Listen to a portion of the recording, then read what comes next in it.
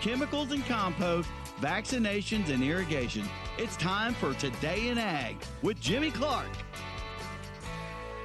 Hey, good day to all you great stewards of the land. It is Today in Ag with Jimmy Clark, brought to you by First National Bank and Trust of Elk City, Sayre, America. Happy Monday, everybody. I hope you had a wonderful weekend.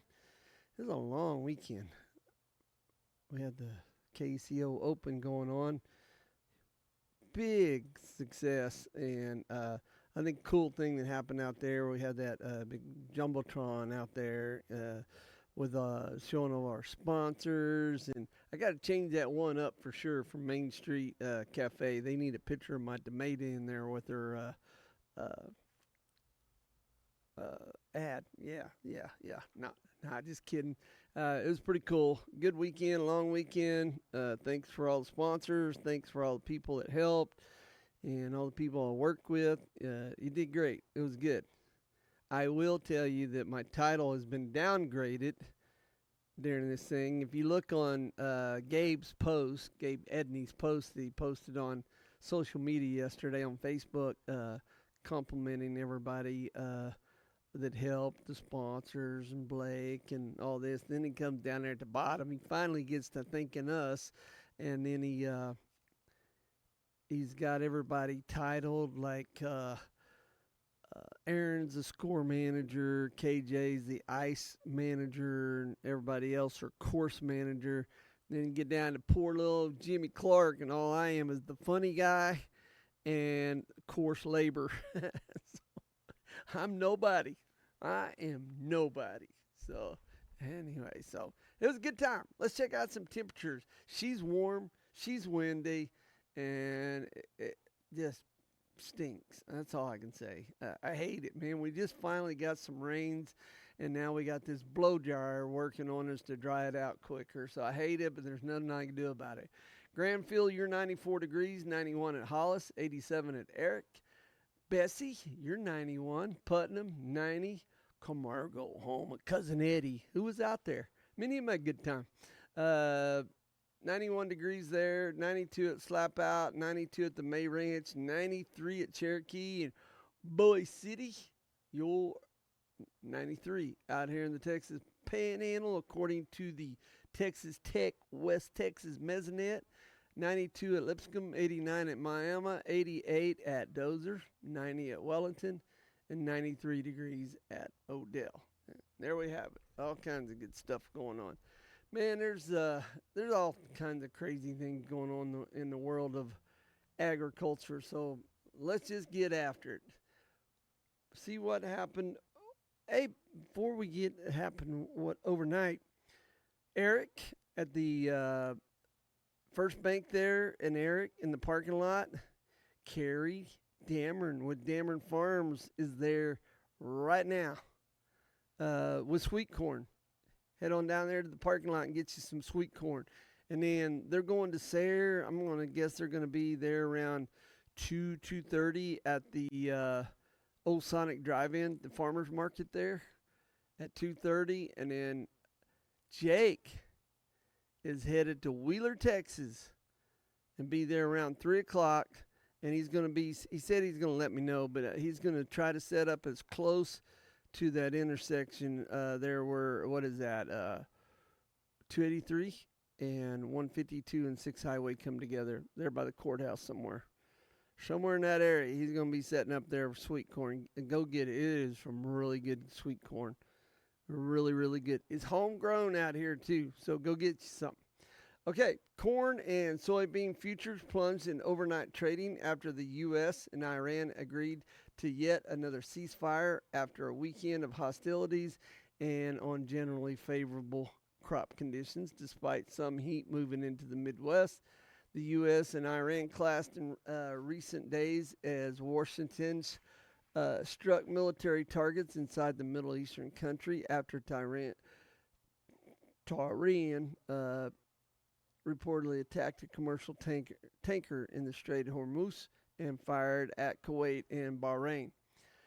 Still, both sides agreed to halt attacks and military operations, and oil will again move freely through the strait as negotiations continue to try to hammer out a permanent peace deal. And they got until around September to get this done. So hopefully they get it done and everybody just calms down. I think they just I just think they like to fight over there. About, what they say, West Texas Intermediate futures creep back above $70 a barrel overnight, and we're last up at 0.9% at 69.84 a barrel. Brent crude, the global benchmark, was up to 72.44 a barrel. Still, that's well off their overnight highs.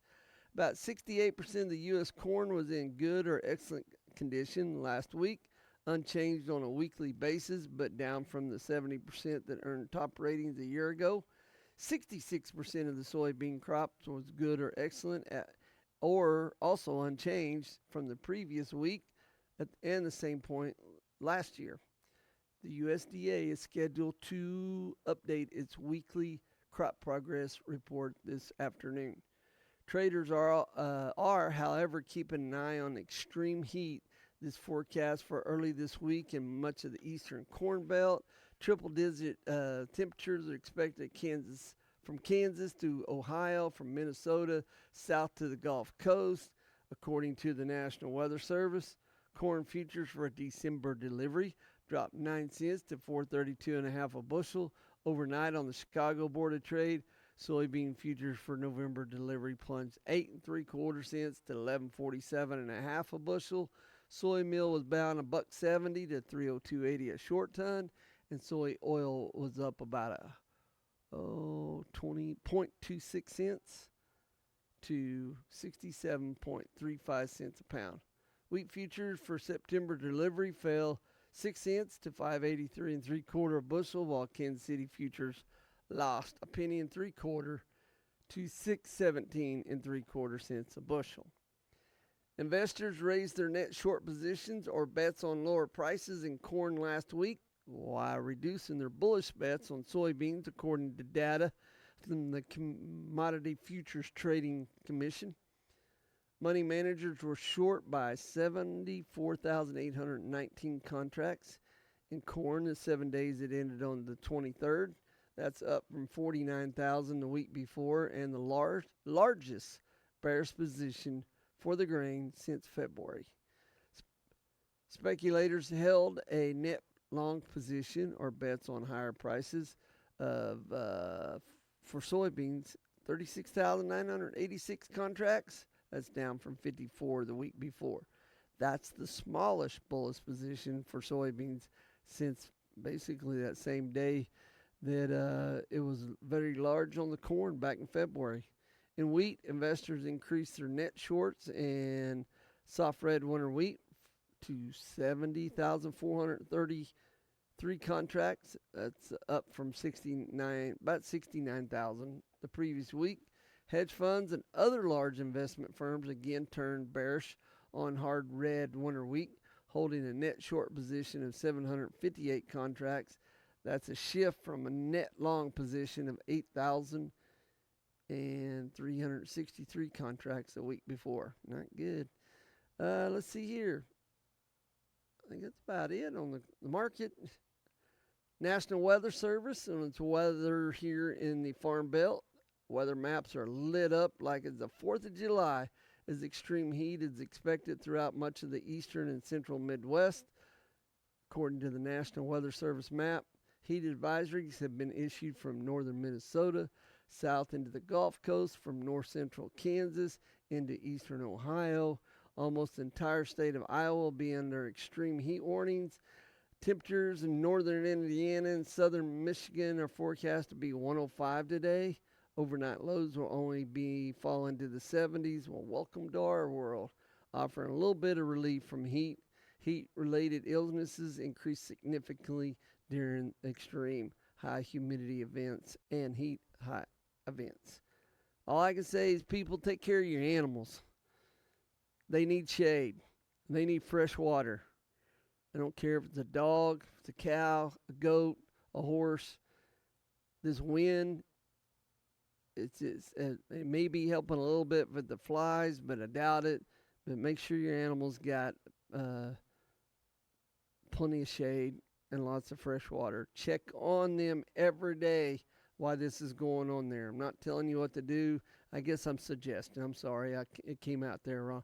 I'm suggesting you guys check on them every day because this is very, very extreme heat here. So have a good time with that. Okay, today is the Oklahoma Cattlemen's Association happy hour. So let's take an OCA break, and when I get back, we're going to do weather out in the Texas Panhandle. We're going to be doing our current grain market and livestock market. And then I want to tell you a little bit about the OCA convention coming up in Tulsa this year. That should be fun. So if you're thinking you're just going to show up at Oklahoma City, go to the OCA convention, wrong. You're headed to Tulsa. So it'll be at the Renaissance Convention Center and Hotel up there. So we'll talk about that more coming back. Again, Sweet Corn and Eric right now at the bank, at the parking lot. And it'll be in Sayre at the old Sonic or the Farmer's Market was here in a couple hours. And then Jake and somebody is headed toward Wheeler, Texas around 3 o'clock. Be right back after this break. Oh, Jimmy's all wound up and ready to go. Today in Ag with Jimmy Clark. Hay wrap is what people use in their balers, the farmers, when they want to, baling up hay. It wraps it up. Is better than twine. So it's like one consistency, holds everything together, lasts longer, easier to cut off. Well, we started selling it because we got asked for it because there's nowhere around here to really buy it, the good kind of net wrap that we have. So we found a vendor that's good price, and now we carry it. Well, we've got it. Camrock is right south of Fred's Steakhouse in Elk City, Oklahoma. As a farmer or rancher, you're always looking for ways to save time and money. The Apache Hay Wagon from Everett's Welding in Visay, Oklahoma will help you do just that. The Apache Hay Wagon eliminates 80 to 90% of hay waste with its unique design. It hauls multiple bales, saving you time and money. Go by Everett's Welding today and ask to see the Apache Hay Wagon. You'll be glad you did. You can also visit them online at everettswelding.com. Hey folks, this is EJ Gredeman with ASCO Equipment out of Elk City, Oklahoma. If you need rental equipment, I got your back. From excavators to wheel loaders, telehandlers, and forklifts, we rent the brands that you know and trust. With flexible terms, responsible service, and expert support, we're here to keep your job on track. Need equipment? We're on it here at ASCO Equipment. Visit ascoeq.com or stop by our Elk City branch, 513 West 20th here in Elk City, Oklahoma, or you can just give me a call, 580-243-9233. Appreciate it, folks, and y'all have a blessed day. Is your cattle mineral investment being washed away? Weather can cause conventional mineral to absorb water and blow away. Simply put, your cows probably aren't eating. That's why Purina created Wind and Rain Storm Mineral, a weatherized mineral that can stand up to the elements. Its larger particle size makes it harder to blow away and easier for water to pass through. Keep money in your pocket. Contact Farmers Union Co-op Gin, 720 South Main, Elk City, 225-0191. The lessons that taught me the most didn't come in my college classes. I've learned a lot about business by working at the bank, and I've learned a lot about banking by owning businesses. When both are done right, they sure can help each other. Helping new businesses get off the ground and start growing is just about my favorite thing to do. I love it. I'm Kyle Killoffer at Great Plains Bank in Elk City, member FDIC. When you're ready to talk business, come visit with me. I may be able to help.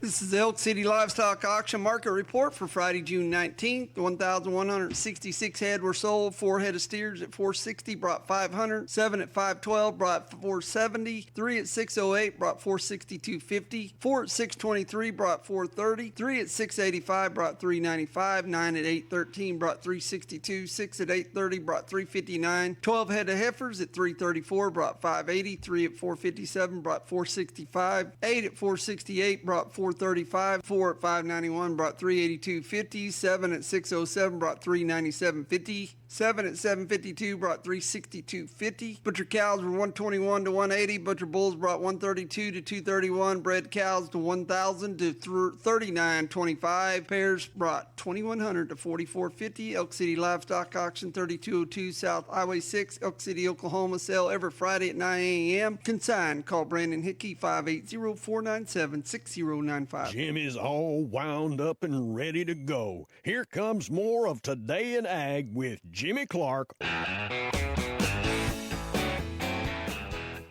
right, welcome back, everybody. Here's your Lipscomb dealerships here in Elk City and Sayers. Ag weather update for out in the Texas Panhandle. Lake McClellan, 90 degrees, heat index of 93.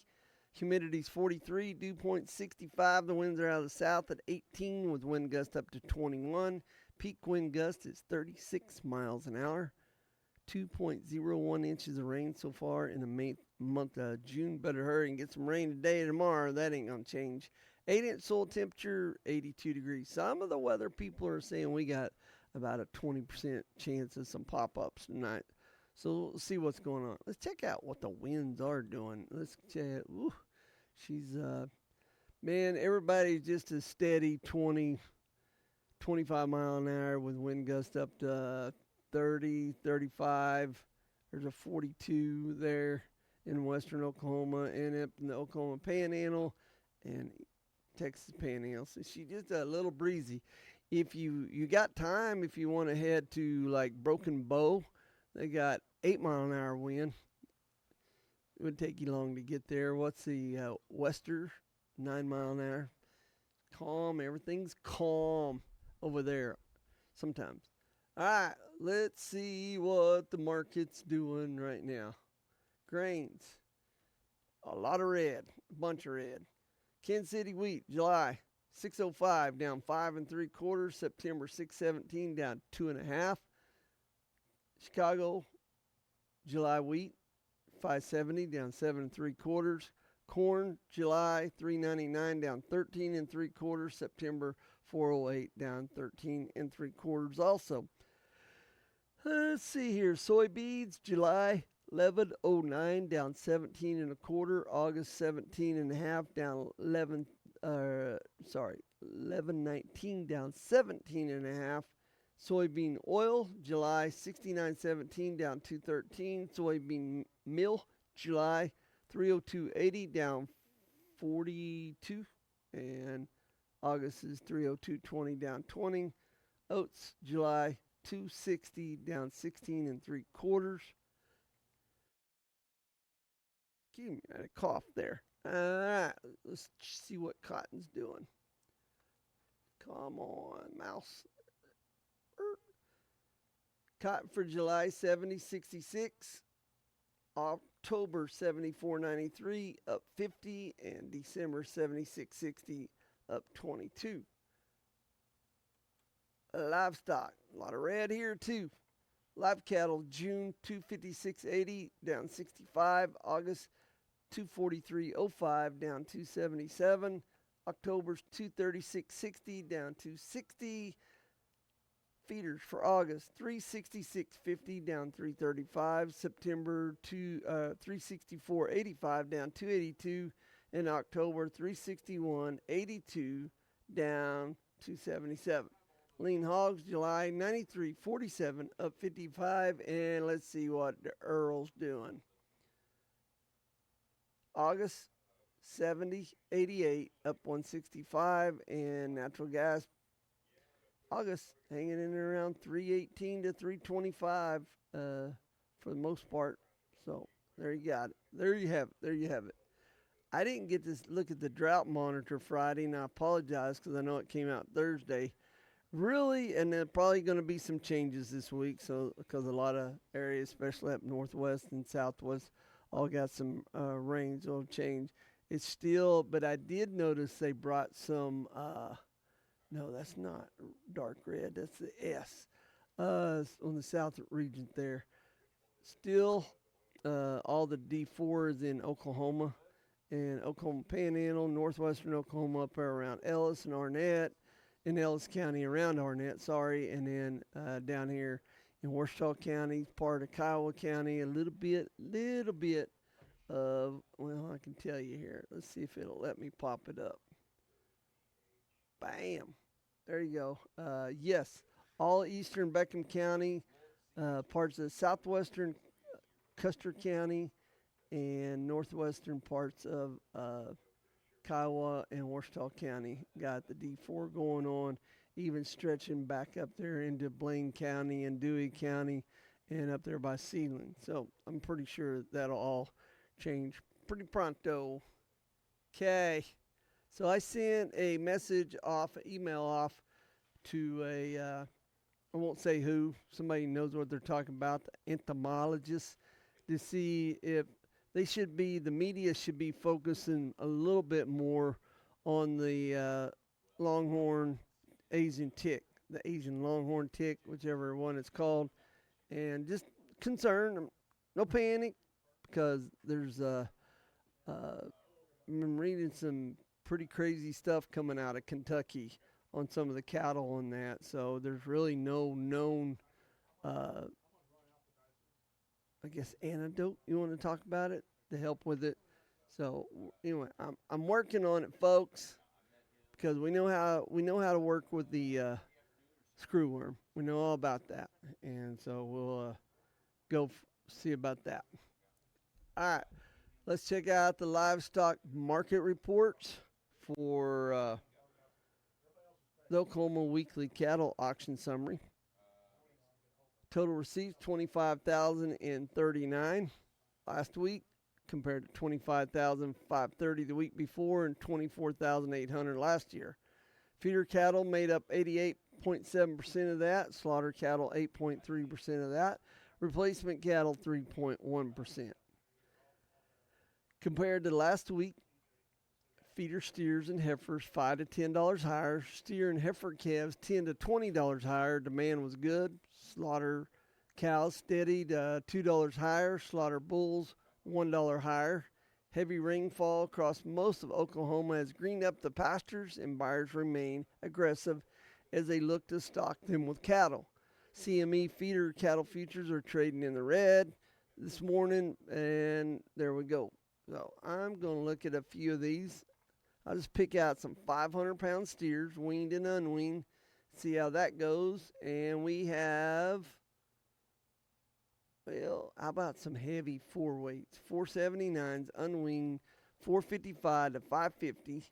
And then some weaned 478s, anywhere from 470 to 570. Average was 519. And on the wing, they said the average was 511. So that's just only, 10 cents difference. I'm sure the average was more. And let's go down here and check out some number one heifers. There we go. Medium and large number ones. Looks like they was 5. I got some 5 weights there. Where we go? 531s bringing 385 to 417. Unwings 370 to 415. Same thing, about a dime's difference between weaned and unweaned. Okay, let's head to Texas. Total receipts 4,330 compared to 5,165 the week before and 6,400 last year. 75% of that made up feeders. Almost 17% made out slaughter cattle, and then 8% was with the replacement. Compared to last week, feeder steers and heifers were mostly $2 to $10 higher, instances of $20 higher on some stocker calves. Demand was good going through the holiday week. Panhandle received much needed rainfall with some severe storms as well. Slaughter cows sold $2 to $6 higher. Bulls were steady. And there you have it. And here. Okay. That's your report update. Nothing exciting, nothing crazy. Let's check out the New World Screwworm website, brought to you by the USDA. 27 total animal cases now. 20 are active and 7 are inactive. The 2 newest ones one was in Jim Hogg and the other 2 was in Crockett County. And these were cattle. The other day they were sheep. These were cattle. But they've taken 7 off So somebody said something about the, I got a sticker in my finger. Said something about it shouldn't be no big deal about that dog over in New Mexico. No, it should wake up some people who don't know what they're thinking about or looking at or understand. If that dog came back from Mexico after making a weekend visit down there and brought the screwworm back, that just shows you how easily the screwworm can travel. That's what you should be concerned about, just thinking about it. Man, the dog was only gone a couple days and they brought screwworm back with him. There you have it. Or him or her or whatever it ends up being. So, yes, so that's what's going on. Still no active cases of anything in the fly traps and no cases with wildlife and feral hogs reported yet. So, there you have it. Okay, let's see what's going on at the OCA. This is the 74th Annual Convention and Trade Show for the Oklahoma Cattlemen's Association. And the theme, Cattlemen of Tomorrow, Built by the Brand. This year's convention will take place at the Renaissance Tulsa Hotel and Convention Center, July 24th through Saturday, July 25th, Friday and Saturday. Pretty cool stuff. Get it on. And the rates are really good, $144 a month. Cut off on that rate, though, is July 8th, so you need to get on with it in the next 9 days. So there'll be risk management, all kinds of stuff going on. As a matter of fact, I'll get Lori or somebody to come on and Jeff talk about what's going on. Can't wait. I haven't been to Tulsa in a while, so we'll see what's happening there. Again, it'll be at the Renaissance Tulsa Hotel and Convention Center there in Tulsa, of course. Where is that? Is that by the river? I don't remember if I've ever been there. Hang on, I'm bringing it up. No, it's not by the river. It is on 64 Highway, it looks like. It's by a sushi bar. Cool. See what's going on with that deal. Okay. Well, let's take an OCA break. I'll come back. He loves talking about farming and ranching. Today in Ag with Jimmy Clark.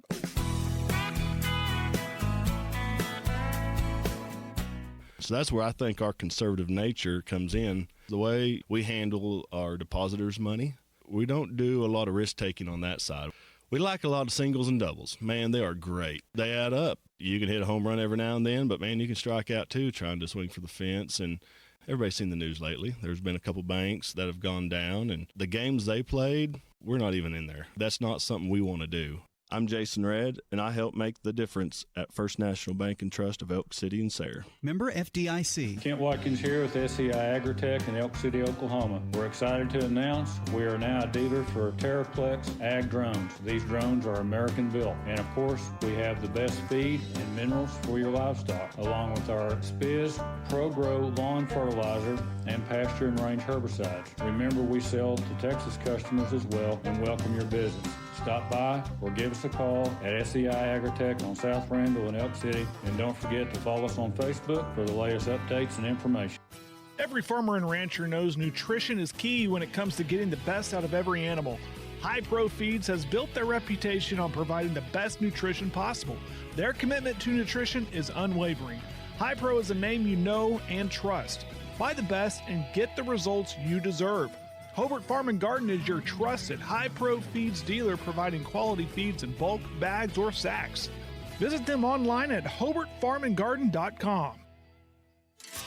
Valley Center pivots are the most durable and reliable you can find. But when you do need replacement parts, your operation deserves the best. Valley Genuine Parts. Knutson Irrigation has been serving growers since 1981, and their experienced service technicians stand behind every part in their fully stocked warehouse. They also service other Pivot brands. So when you need fast service and reliable parts, you need Knutson Irrigation. Call them for service or visit KnutSonIrrigation.com for more info. Gary Ware here. After 30 plus years in the car business, I've been asked where folks should go to look for new vehicles. Well, our friends in Sayre, Oklahoma are a great place to shop. Out here in the country at Lipscomb Ford, we don't just sell Ford vehicles. We drive them, work in them, depend on them just like you do. Right now, for a limited time, you pay what we pay on new Ford vehicles during the final days of our Ford employee pricing event. Lipscomb Ford in Sayre, good people, great deals. Do you know Mickey Lively with Oklahoma Farm Bureau Insurance? If you do, you already know this about him. When people meet me and get to know me, I think they do truly walk away with a feel of, you know what, when that guy says something, he means it. He means what he says what he means. I'm a straight shooter. I'll tell people up front, hey, I might not be able to beat that price. One thing that I always do when I meet with a client or with a new customer, I look over all their insurance stuff. And there are times I hand it back to them and say, hey, you've got great coverage at a great price. If you're not happy with your agent, let's look at making a change. But if you don't have any issues with them, hey, you've got another set of eyes that looked at your policy and you've got good coverage, you don't have anything to worry about. That goes a long way because a couple of years from now, they may have a rate increase. I'm Mickey Lively, and I work for Oklahoma Farm Bureau, and my office is located in Greer County. Mickey Lively in Oklahoma Farm Bureau in Greer County. Call 782-3827. Life insurance and annuity products offered through Farm Bureau Life Insurance Company. Property and casualty products are offered through Oklahoma Farm Bureau Mutual Insurance and affiliated companies. He loves talking about farming and ranching. Here's more of Today in Ag with Jimmy Clark.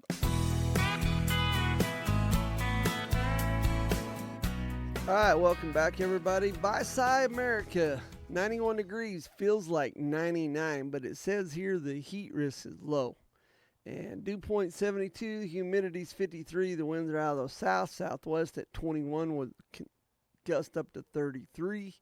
1.74 inches of rain in the last 10 days, it says. 3-day average 4-inch bare soil temperature, 82 degrees. 8:58 is sunset. Breezy and 100 today. Mostly cloudy and 77 for tonight. Hot and 98 tomorrow with south winds 17 to 22 with wind gusts well over 30 tomorrow. Sounds like a really romantic, cool day tomorrow. Yeah. Okay. Let's see here. The forecast. Now, I'm not talking weather. According to this, the USDA says farm production costs could hit a record high in 2027. Ag economist Brad Lubin with the University of Nebraska Lincoln says inflation has been the biggest factor since COVID-19. We have continued to be at the highest levels along with trade and global security shocks that have amped up certain markets. Right now, we're just dealing with higher production costs. The USDA projection shows costs continue to rise for most major crops, including corn. They got it at $952 an acre. Soybeans are at $701 an acre, and sorghum at $477, and wheat's at $428 an acre. And this is for cost. He tells Brownfield many producers remain concerned about the price of fertilizer and fuel, and I think it's all coming back, which are have a negative impact on their bottom line. It's really difficult to price those things this far out. We were stuck with the higher price environment that we are in, but we're hoping to get some relief from the security conflict in Iran and the opening of the Strait of Hormuz, as well as some relief on the trade conflict side. So hopefully that all comes together. An American Farm Bureau study says that higher costs will largely be driven by seed, chemicals, repair, labor, machineries, and cash rental sale rates. He says that they're looking forward and pursuing higher inputs based on break even that could limit some in the future. So, not so good. Okay. Let's see what happened with the cotton world last week. want to let's see here. White House calls for producer assistance. The Trump administration submitted a sweeping 87.6 billion funding request to Congress, and it says here that 11.1 billion will be for agriculture. So went over that the other day.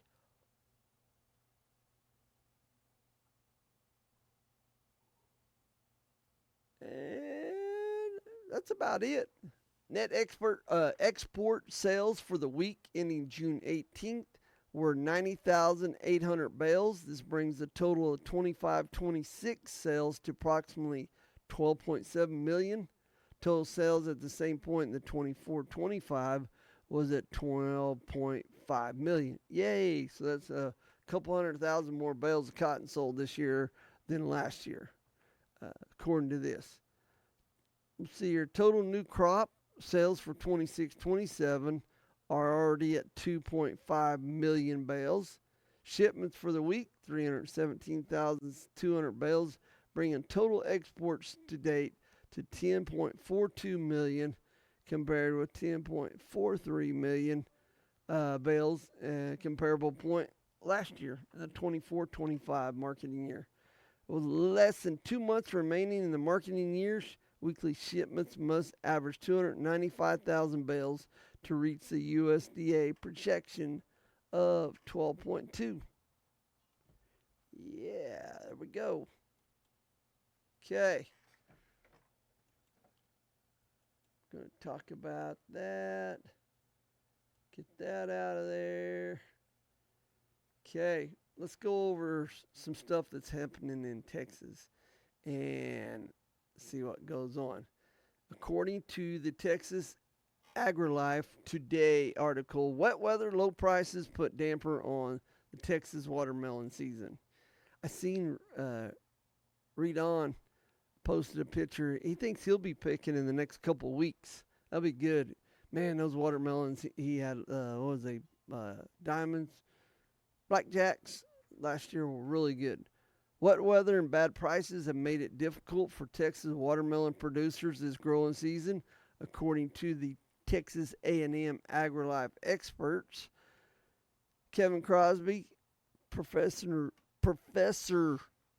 Kevin Crosby, is the Texas A&M AgriLife Research Vegetable Breeder, professor and associate head of graduate programs at the Texas A&M Department of Horticulture Sciences, and said persistent rains across watermelon producing areas in Texas have created a suite of challenges for growers. Meanwhile, prices have been profitable, have not been, says here, let me restate this. Meanwhile, prices have made profitability difficult amidst the rising cost of production and added cost associated with poor weather conditions.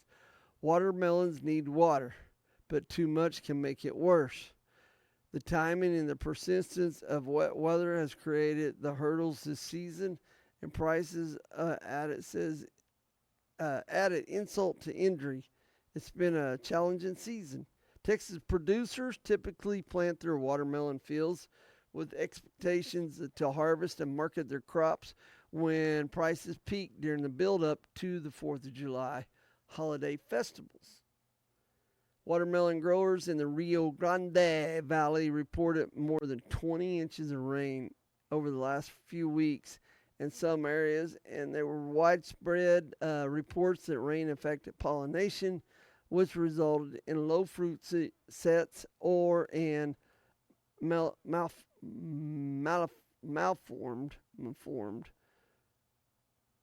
fruit from the valley to winter garden region. The biggest issue that I've seen has been poor pollinations, according to Professor Stein with the Texas A&M AgriLife Extension Service. He's a horticulture specialist in that same department. He said, but it also creates a wealth of plants. So, there you have it.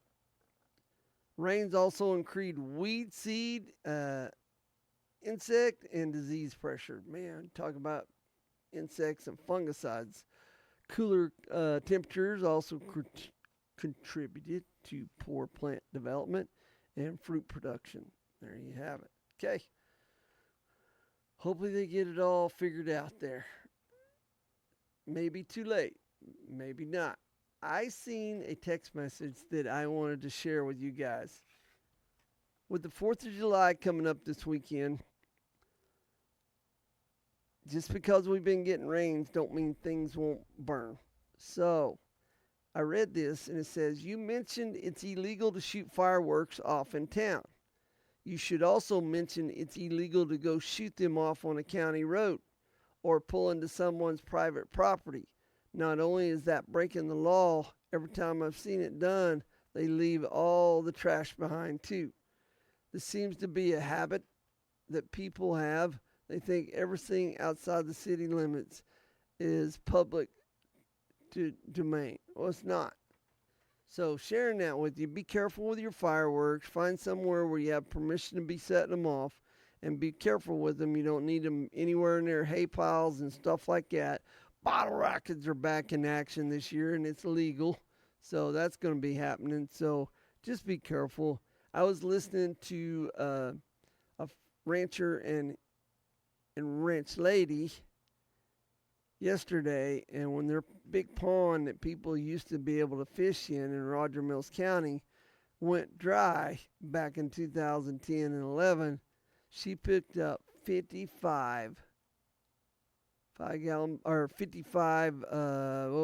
bottles. No, 55. No, she did 55 5-gallon buckets of bottles and cans and trash along the edge. That's just what she could see in the mud.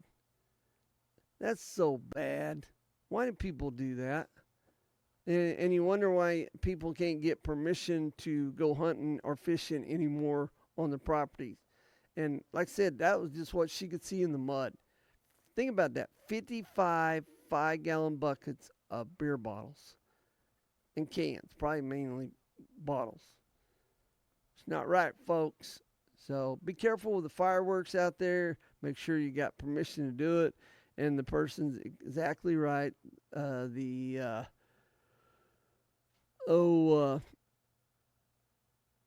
right-of-ways is not going to happen. So, all right, let's take OCA break. We'll be right back. He loves to talk about farming and ranching. Today in Ag with Jimmy Clark. When your tractor has a flat, you're stuck. When your truck's on a construction site and a tire goes down, you're in trouble. You need help. So you call down to Blair, and they come to you. They answer the phone, and somebody comes to wherever you are to fix your problem. They carry Firestone, Michelin, and some other tires. Blair Tire and Feed, Highway 283 and 19. On-site tire service, 563-2692. 563-2692.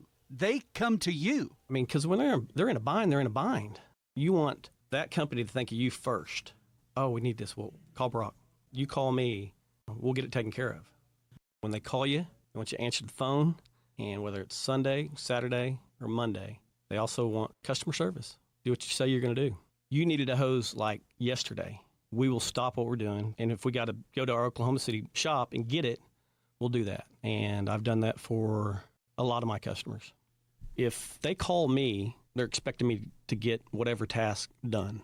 To a farmer, the tractor, combine, gets them up and running. He's back in the field, makes some money. Guy in the oil field, their piece of equipment's running again. That makes some money. Solves that problem. I'm Brock Kalk, and my company is American Hose and Supply. Come by and see us at 2111 South Main, Elk City, Oklahoma, in Camrock Building next to Fred's. Or call 303-1123. 303-1123. Why wouldn't you? Have you had a little fender bender and don't know where to get it fixed? Take it to Skunk Works Paint and Body in Sayre. They're a full-service paint and body shop with the skills to get the job done right. They also have computer color matching and custom paint for your motorcycle. All insurance providers are accepted and they work with fleet services. Give Skunk Works Paint and Body a call for a free estimate today at 580-928-5005. You can also find their ad inside the Penny News. Brian Bacca is an investment advisor representative of and advisory services offered through Royal Fund Management, LLC, an SEC-registered investment advisor. For most people planning for retirement, their number one fear is living too long and running out of money long before they run out of life. Imagine if you were on a vacation driving through the desert. You're enjoying the desert scenery and letting your mind wander as you admire the vast terrain and all of the beautiful natural landscape. All of a sudden, you see a sign that says next gas 100 miles. You look down at your gas gauge and notice you have a little less than a quarter of a tank. Immediately, you begin to think of how you overlook such an important detail. You start to second-guess your car's gas mileage. You turn the air conditioner down, roll down your window, and you eventually decrease your speed to help get better mileage. Now you're not enjoying the drive as much, and all you can think about is, are you going to make it? This is Brian Bacca with Advanced Financial Strategies. Don't plan your retirement on a quarter of a tank. Make sure you are confident your financial tank is full before entering your retirement journey. Give us a call at our office, 323-6800. Or check us out on retirewithbacca.com. You don't want to let your cotton set in the field day after day waiting to be gin. Now to better serve you, the cotton farmers in Oklahoma and the Texas Panhandle, Lone Star Gin has processed over 540,000 bales of cotton. They've got locations in Pampa, Texas, and now in Burns Flat, Oklahoma. Lone Star Gin has the ability to process over 2,400 bales per day. All they do is gin cotton. Go to LoneStarGin.com for more information, and you can find them on Facebook. Oh, Jimmy's all wound up and ready to go. Here comes more of Today in Ag with Jimmy Clark. Right. Hobart, here is your Hobart Farm and Garden Ag weather update for southwestern Oklahoma. 93 degrees, feels like 98. Heat risk is low. Dew point 68, 44 is the humidity. Winds are out south at 25 with wind gusts right now at 31. 1.29 inches of rain in the last 10 days. 3-day average 4-inch bare soil temperature, 84 degrees. Sunset at 8:54. 100 breezy today. Tonight, breezy and 77. Tomorrow, breezy and 98. Just as easy a forecast as you can get going there. Okay. Auction prices. According to Farm Journal, prior to COVID-19, auction prices would dip lower in late May and June. That changed post-2020, but Machinery Pete says this normal season dip might be returning. Some of the big ticket items in different categories have backed off from where they were year in the early part of the season, says Machinery Pete. For example, on June 8th, a 2020 John Deere R4045 sprayer with just over 17 hours on it, or 1,700, sold for $176,475. Meanwhile, 4 months ago, a 2018 John Deere R4045 with the same number of hours sold for $187,000. So that's about $10,500 less. While the seasonal dip is in effect, tractors are starting to revert to pre-2020 prices. The availability of high-quality equipment is starting to dwindle. Farmers are beginning to turn their attention to machinery in decent, not mint condition. And it says here, if grade A stuff were selling for 50 grand, for example, the step below would be around 40 grand. It steps up now and is worth 50 grand, says Casey Seymour, co-host of Moving Iron podcast. Some of the not premium stuff is starting to bring higher dollar values because it's the next man up. A 1982 John Deere 4440 with 7208 hours on it sold for $32,500. Meanwhile, the average auction price for this tractor is a record high $28,839.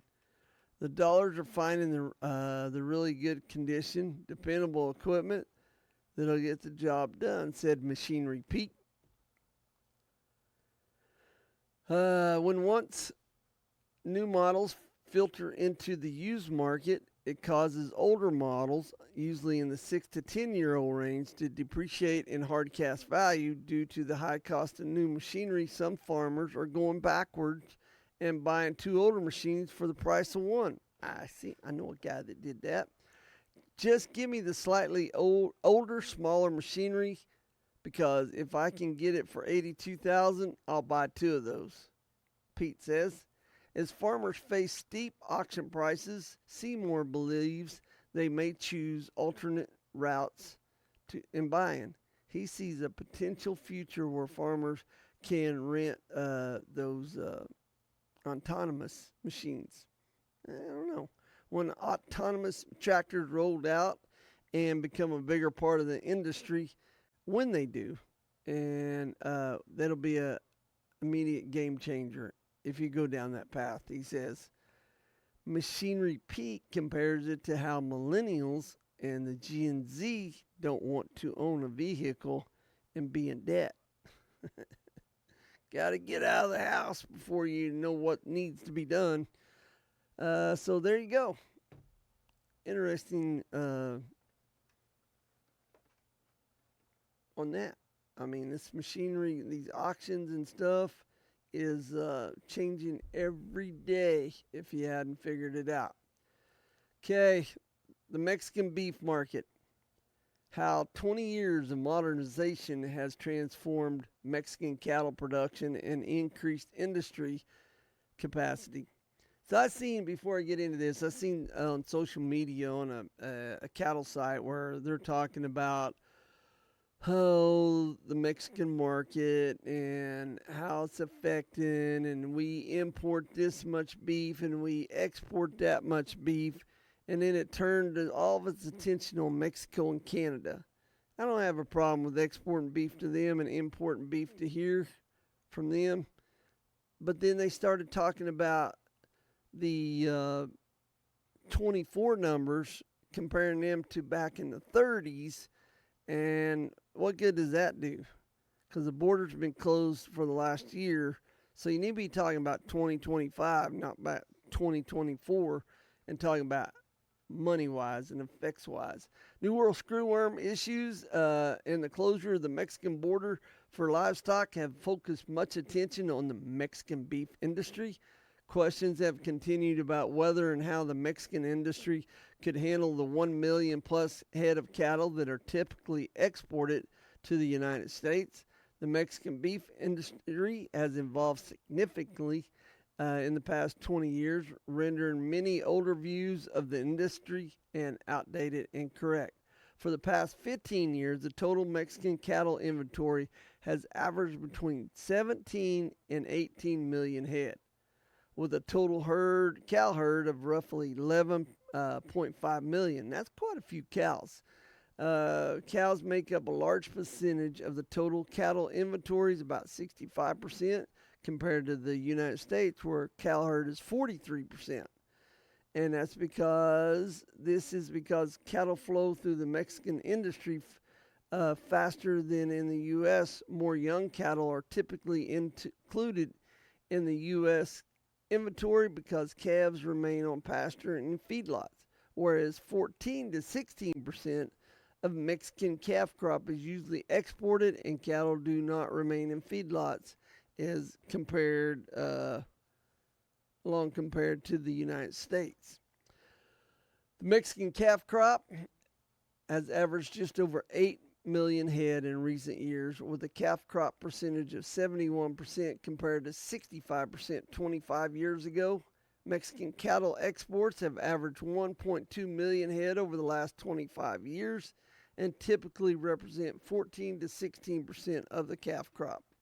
Really not all that much if you look at the numbers. Beef production in Mexico also increased 2% per year for the last 10 years, and this is a result of increased cattle slaughter, about 1.6% annually.